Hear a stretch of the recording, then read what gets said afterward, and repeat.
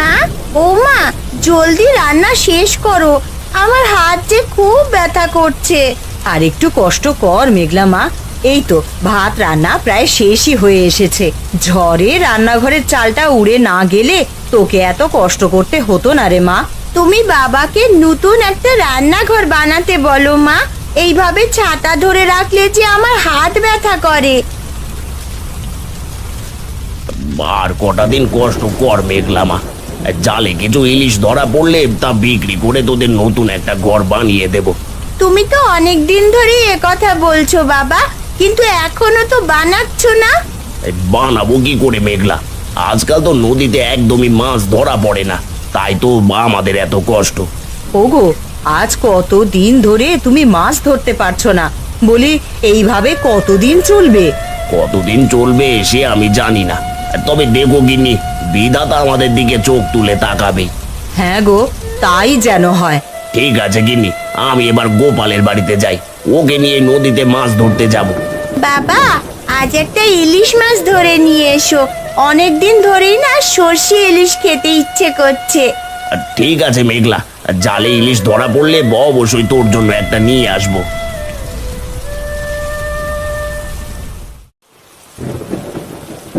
কই গো গিন্নি, যা রান্না করেছো তা নিয়ে এসো, খিদের জ্বালায় যে একেবারে পেটের ভিতর ছুঁচো দৌড়চ্ছে।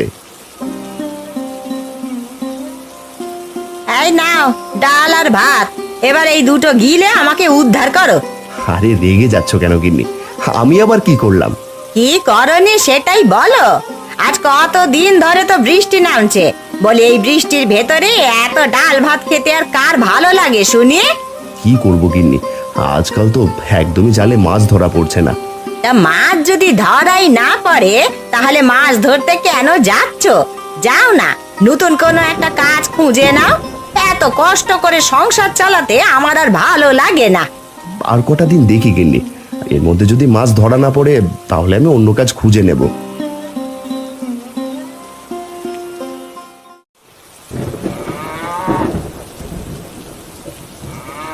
কি গো রতন দা, এই বৃষ্টির ভিতর চললে কোথায়? আর বলিস না, এই নদীতে মাছ ধরতে যাব, তাই গোপালকে ডাকতে যাচ্ছি।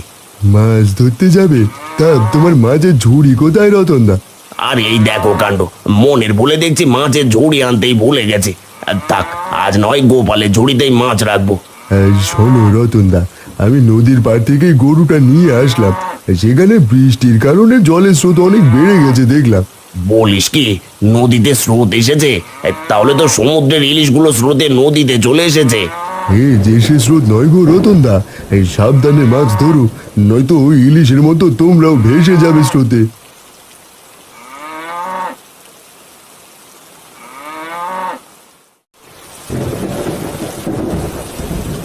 আরে রতন দা, তুমি এসেছো? আমি তো মাত্রই তোমার বাড়িতে যেতাম। হয়েছে গোপাল, তুই সব সময় মাছ ধরতে দেরি করিস, আর সেটা আমি জানি। এবার নদীতে চল, শুনেছি আজ নাকি নদীতে অনেক স্রোত। বলো কি, অনেক স্রোত মানেই তো ইলিশ? হ্যাঁ রে, এবার জলদি করে চল দেখি, বেশি দেরি করে ফেললে ইলিশ আবার সমুদ্রে হারিয়ে যাবে।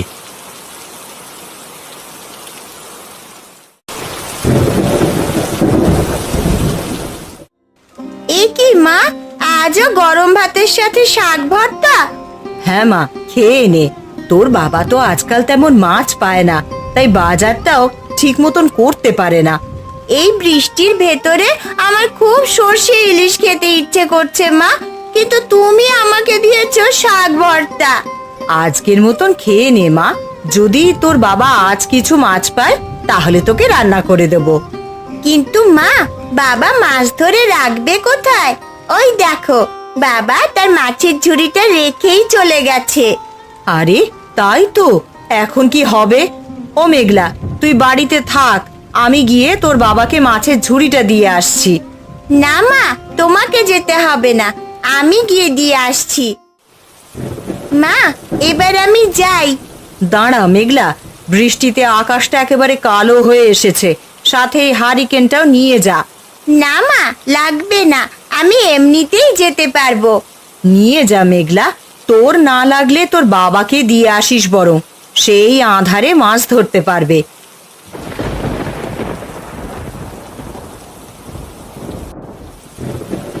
এই কেলো করেছে। নদীর জলে তো অনেক স্রোত রতনদা। এই স্রোত থাকলে তো মাছ ধরতে পারবো না। আজও কি মাছ না ধরেই বাড়ি চলে যাব? না রে গোপাল, মাছ না ধরে বাড়িতে একদমই যাওয়া যাবে না। আজ রোদের কারণে নদীতে অনেক ইলিশ মাছ এসেছে। যে করে হোক মাছগুলো আমাদের ধরতেই হবে। কিন্তু নদীতে নামলে তো আমরা স্রোতে ভেসে যাব রতনদা। আর নদীতে না নামলে বউ বাচ্চা সবাই না গিয়ে মরবে। তার চেয়ে ভালো এখানে বসে অপেক্ষা করি। যদি নদীর স্রোত কমে তাহলেই মাছ ধরবো। অপেক্ষা করতে করতে যদি সন্ধে হয়ে যায় তখন অন্ধকারে মাছ ধরবো কি করে? চিন্তা করো না গো গোপাল কাকা, তার জন্যে এই হারিকেন নিয়ে এসেছি। এ কি মেঘলা, তুই এখানে কেন? বাবা, তোমার মাছের ঝুড়ি দিতে এসেছি, আর সাথে মায়ের হারিকেনটা দিয়েছে। যাক ভালোই হলো। আজ তাহলে আমরা রাতেই মাছ ধরবো। কি সব বলছো? রাতে মাছ ধরবে মানে? হ্যাঁ গোপাল, আজ রাতেই আমরা মাছ ধরবো। মেঘলা, তুই বাড়ি চলে যা মা। ঠিক আছে বাবা, আমার জন্য একটা বড় ইলিশ মাছ ধরে এনো।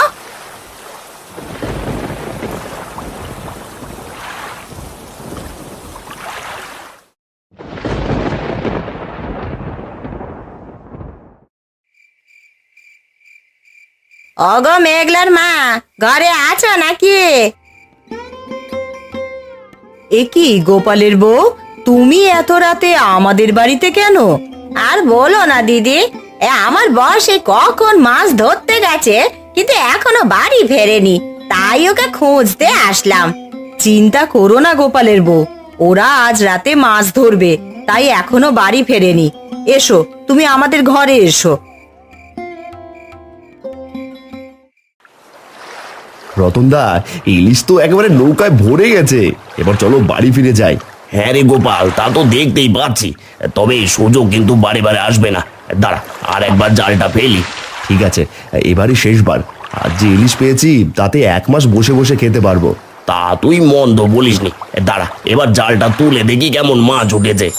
আরে দেখ গোপাল, আরো এক ঝাঁক রূপালি ইলিশ।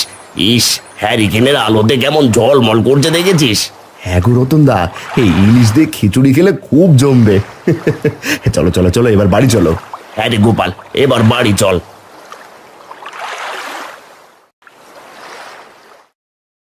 দিদি, এই রাতের বেলা তারা মাছ পাবে নাকি?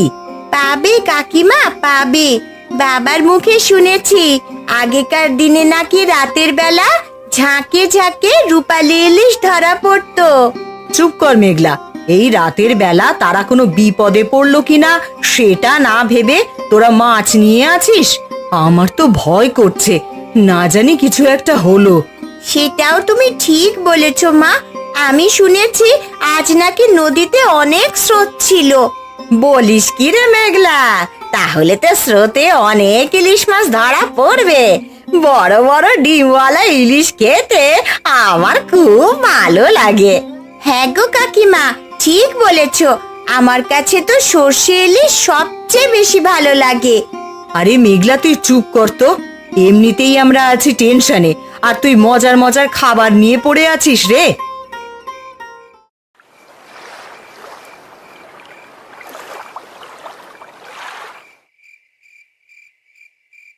কই গো গিন্নি, জলদি বাইরে এসো। দেখে যাও, দেখে যাও আজ কত ইলিশ ধরেছি। ও মা, এ আমি কি দেখছি? এ তো 2 ঝুড়ি ভর্তি ইলিশ। মা মা, আমাকে আজ ইলিশ মাছ রান্না করে দেবে কিন্তু। দেবে মা, দেবে। গিন্নি, আমার মাছগুলো সকালে ভোরেই বাজারে নিয়ে যাব।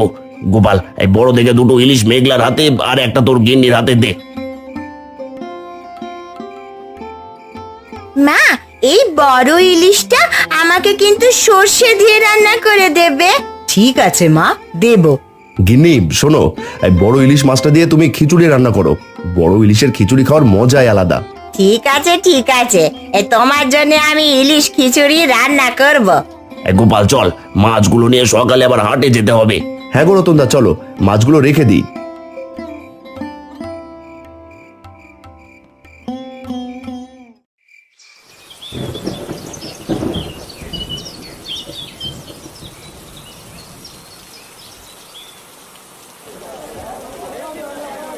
ওরে বাপরে, এত বড় বড় ইলিশ অনেক বছর পর দেখলাম মনে হচ্ছে।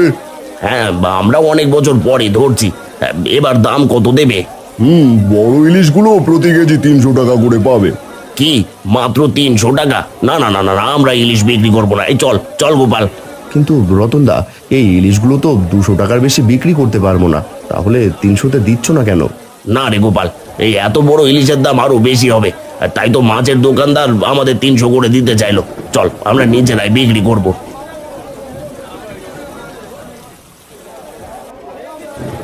এই ইলিশ আছে গো, ইলিশ, এই বড় বড় রূপালী ইলিশ, একেবারে জলের দামে দিয়ে দিচ্ছি। আসুন আসুন আসুন, জলদি করে আসুন, পড়িয়ে গেলে কিন্তু আর পাবেন না। ওরে বাবারে, এত বড় ইলিশ! তা দাদা, এই ইলিশ কত করে কিলো বিক্রি করছো? বেশি না, এই মাত্র 500 টাকা কিলো। বলুন আপনাকে কত কিলো দেবো? ও মা, এত বড় ইলিশ মাত্র 500 টাকা কিলো? বলি, এগুলো আবার চাষের না তো? না না দাদা, এগুলো চাষের নয়, এগুলো নদীর টাটকা ইলিশ। বলো কি, টাটকা ইলিশ? তাহলে আমাকে পুরো 5 কিলো দাও তো।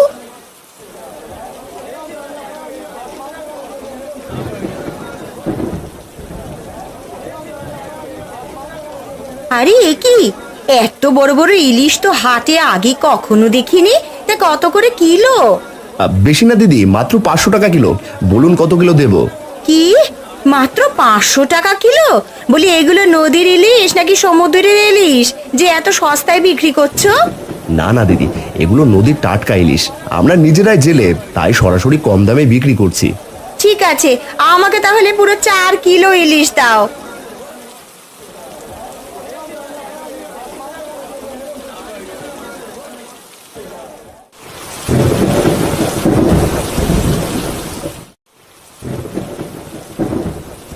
ওই গো গিন্নি, গেলে কোথায়? দেখে যাও আজ ইলিশ বিক্রি করে কত টাকা আয় করেছি। ওগো, সব মাছ ভালোই ভালোই বিক্রি হয়েছে তো? হ্যাঁ গিন্নি, সব মাছ খুচরো দামে বিক্রি করেছি, এতে অনেক বেশি টাকা লাভ হয়েছে। তোমাকে কালই নতুন একটা রান্নাঘর বানিয়ে দেব। ঠিক আছে, সে না হয় দিও। তা গোপালের ভাগের টাকা ওকে বুঝিয়ে দিয়েছো তো? হ্যাঁ গিন্নি, গোপালকে পুরো টাকার অর্ধেক দিয়ে এসেছি। তা মেঘলা কোথায় গিন্নি? কোথায় আর থাকবে, তোমার জন্য সর্ষে ইলিশ নিয়ে বসে আছে। বলেছে তোমার সাথে বসে সর্ষে ইলিশ মাছ দিয়ে ভাত খাবে। বলো কি? তাহলে চলো গিন্নি, সবাই মিলে সর্ষে ইলিশ খাই।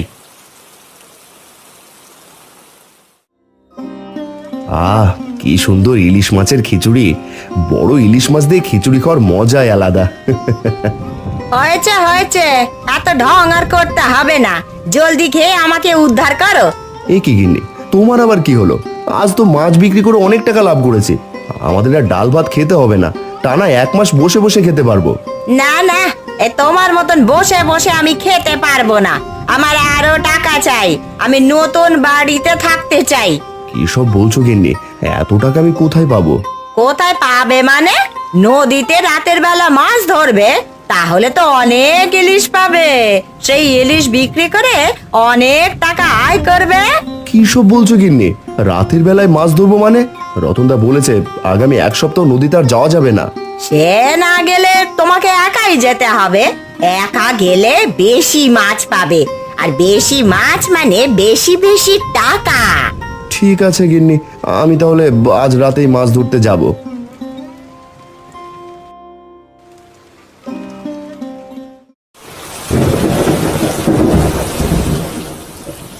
ওগো, এবার যাও, এখন অনেক রাত হয়েছে, রাতে ইলিশ মাছ বেশি ধরা পড়বে। হ্যাঁ গিন্নি, আমি এখনই যাচ্ছি।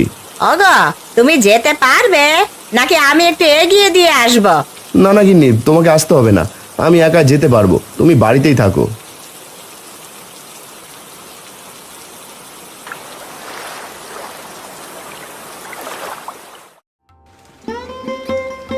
কিরে মা, সর্ষে ইলিশ খেয়ে তোর পেট ভরেছে?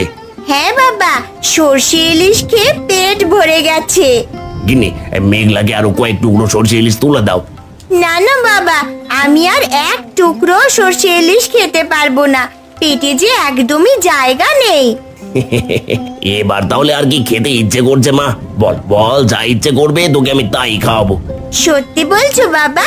আমি যা খেতে চাইবো তাই খাওয়াবে? হ্যাঁ মা, যা ইচ্ছে করবে তোকে তাই খাওয়াবো। বাবা, আমাকে তাহলে কাল মাংস এনে দিও, আমি মাংস কষা খাবো। মায়ের হাতের মাংস কষার তুলনাই হয় না। হয়েছে তোর মাংস খাওয়া? রান্নাঘর ঠিক না হওয়া পর্যন্ত কোনো মাংস রান্না হবে না। চিন্তা করো না গিন্নি, কালই তোমার জন্য একটা নতুন রান্নাঘর বানাবো। এই রে, নদীতে তো দেখছি অনেক স্রোত। এই স্রোতের ভেতর জাল ফেলে তো একা তুলতে পারবো না। কি আর করার, জাল না ফেললে তো মাছও ধরা পড়বে না, আর মাছ ধরে বাড়িতে না গেলে গিন্নিও আস্ত রাখবে না। দেখি একবার জালটা ফেলেই দেখি। বাঁচাও, কে কোথায় আছো? বাঁচাও আমাকে, আমি নদীর স্রোতে ভেসে যাচ্ছি, বাঁচাও।